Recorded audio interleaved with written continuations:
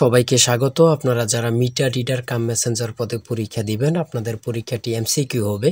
আজকে একটি এমসিকিউ পরীক্ষার প্রশ্ন প্যাটার্ন নিয়ে এসেছি। ইনশাল্লাহ এই প্যাটার্ন থেকে 25 থেকে 30 নাম্বার অনায়াসে কমন পাবেন। শুধু ধৈর্য সহকারে সম্পূর্ণ ভিডিওটা দেখলে আপনি পরীক্ষায় পাস করতে পারবেন।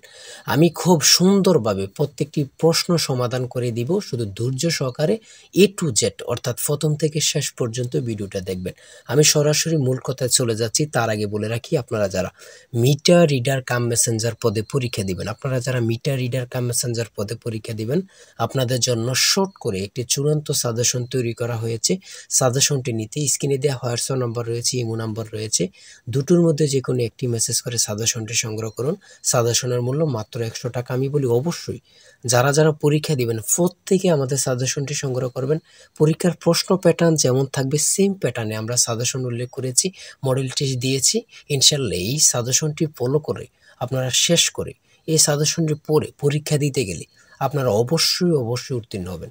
তাই বলে রাখি, 100 টাকার বিনিময়ে হলেও প্রত্যেকে আমাদের সাজেশনটি অবশ্যই সংগ্রহ করবেন। আমি মূল কথায় চলে যাচ্ছি। আজকের টপিক হচ্ছে মিটার রিডার পল্লী বিদ্যুৎ সমিতি পরীক্ষার প্রশ্ন প্যাটার্ন, 100% কমন প্রশ্ন উত্তর এবং কি সাজেশন নিয়ে আলোচনা করব। ঠিক আছে, এক নম্বর প্রশ্ন রয়েছে। এখানে 1 নম্বরে রয়েছে, বর্তমান অন্তর্বর্তীকালীন সরকার গঠিত হয়েছিল কত তারিখে? খুবই গুরুত্বপূর্ণ একটি প্রশ্ন। সেটা হচ্ছে 8 আগস্ট 2024। ঠিক আছে, গঠিত হয়েছে। এটা কিন্তু খুবই গুরুত্বপূর্ণ। 2 নম্বরে রয়েছে, রূপপুর পারমাণবিক বিদ্যুৎ কেন্দ্র কোন দেশের সহায়তায় তৈরি করা হচ্ছে? খুবই গুরুত্বপূর্ণ একটি প্রশ্ন। এই প্রশ্নটি অবশ্যই থাকবে। সেটা হচ্ছে কোনোটি নয়, কারণ রূপপুর পারমাণবিক বিদ্যুৎ কেন্দ্র তৈরি হচ্ছে রাশিয়ার সহায়তায়। এখানে অপশনে রাশিয়া নেই বলেই কিন্তু কোনোটি নয় হয়েছে। এখানে যদি রাশিয়া অপশনে থাকে তাহলে কিন্তু আপনারা রাশিয়া দিবেন। 3 নম্বরে রয়েছে, বাংলাদেশের সংবিধান কবে কার্যকর হয়? সঠিক উত্তর হচ্ছে 16 ডিসেম্বর 1972 সালে। খুবই গুরুত্বপূর্ণ। ঠিক আছে, আমাদের যে প্রশ্নগুলো নিয়ে এসেছি এবং কি আমাদের সাজেশনে যেমনভাবে তৈরি করা আছে, প্রত্যেকটি প্রশ্ন খুবই গুরুত্বপূর্ণ। ঠিক আছে। 4 নম্বর রয়েছে, বাংলাদেশের মহান স্বাধীনতার যুদ্ধে বীরত্বের জন্য কতজন বীর মুক্তিযোদ্ধাকে বীর বিক্রম উপাধি প্রদান করা হয়েছিল? এটা কিন্তু খুবই গুরুত্বপূর্ণ। আমরা বুঝে নিই, বীরশ্রেষ্ঠ হচ্ছে কিন্তু 7 জন, তারপরে বীর উত্তম কিন্তু 68 জন। ঠিক আছে, আর বীর বিক্রম কিন্তু 175 জন। এইগুলো আপনারা কিন্তু মাথায় রাখতে হবে। ঠিক আছে, সঠিক উত্তর হচ্ছে গহ। তারপরে 5 নম্বরে রয়েছে, ইজমির শহরটি কোন দেশে অবস্থিত? সঠিক উত্তর হচ্ছে ক।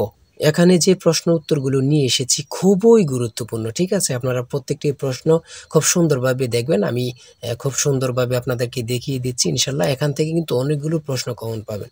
হ্যাঁ, যে প্রশ্নগুলো খুবই গুরুত্বপূর্ণ এগুলো নিয়ে আলোচনা করতেছি, আর আপনারা বাকিগুলো দেখে নেন। ঠিক আছে, বাকিগুলো আপনারা দেখে নেন।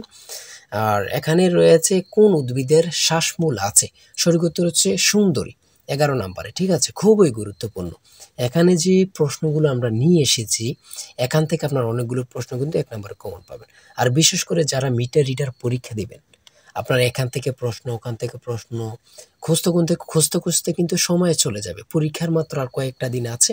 আপনারা থেকে আমাদের সাজেশনটি সংগ্রহ করে রাখলেই কিন্তু চলবে, আর কোনো কিছু আর বাহিরে পড়তে হবে না। 31 নম্বরে যেটা রয়েছে, কপোতাক্ষ নদ কবিতাটি কার লেখা? সেটা হচ্ছে মাইকেল মধুসূদন দত্ত। খুবই গুরুত্বপূর্ণ।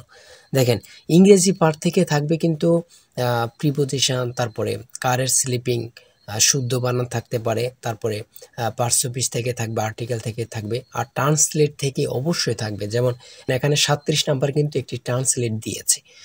তারপর কোন বাক্যটি সঠিক, এমন ধরনের কিন্তু একটি প্রশ্ন থাকবে অবশ্যই। আপনারা আমাদের সাজেশনটি পড়লে চলবে।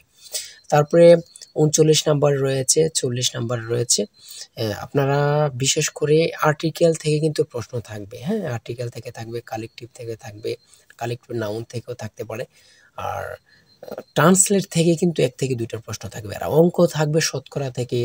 আর বিশেষ করে গুণ জাতীয় 2 থেকে 3টা প্রশ্ন অবশ্যই থাকবে। 52 নম্বরের প্রশ্নটা দেখেন, এমন ধরনের গুণ কিন্তু একদম সহজ, এমন ধরনের গুণ কিন্তু একটি গুণ অবশ্যই থাকবে। আর 54 নম্বরে দেখেন, 54 নম্বরে দেখেন একটি যোগ, এমন যোগ কিন্তু থাকবে।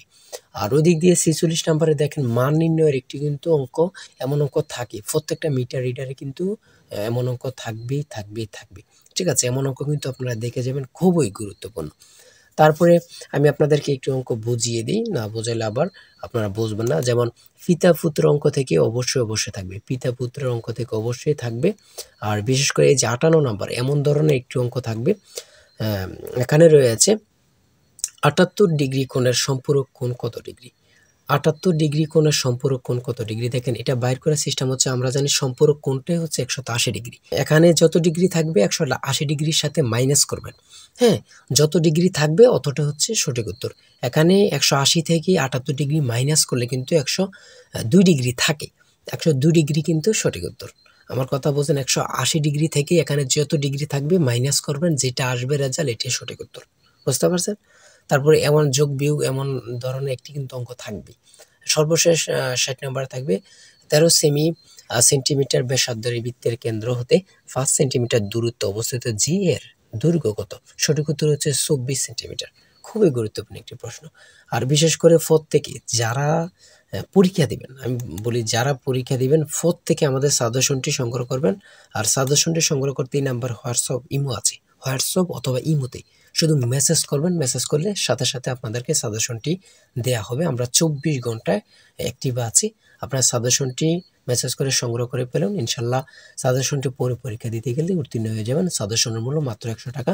প্রত্যেকে সংগ্রহ করবেন। সবাই ভালো থাকবেন, সুস্থ থাকবেন। আল্লাহ হাফেজ।